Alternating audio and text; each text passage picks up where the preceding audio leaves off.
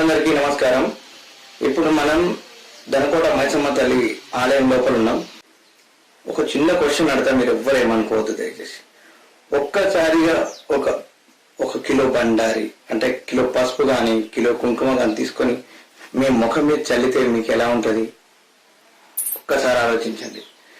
So చాలా బాధగా అనిపిస్తుంది కదా. అట్లాగే అత్యంత భక్తితోని శ్రద్ధతోని వచ్చి అమ్మవారిని దర్శనం చేసుకోవడానికి వచ్చిన భక్తులు అమ్మవారి ముఖం మీద ఇంతింత కుంకుమ ఎగజల్లుతున్నారు. ప్లీజ్, అమ్మవారికి ఎంత బాధ అవుతుందని ఒక్కసారి ఆలోచించండి. మీ భక్తి గొప్పదే, నేను దాన్ని కాదనంటలేను. అంత మాత్రాన అమ్మవారు సైలెంట్గా ఉంది కదా, ఏమంటలేదు కదా అని చెప్పి అట్లా ప్రవర్తించడం అనేది సరైన పద్ధతి కాదు.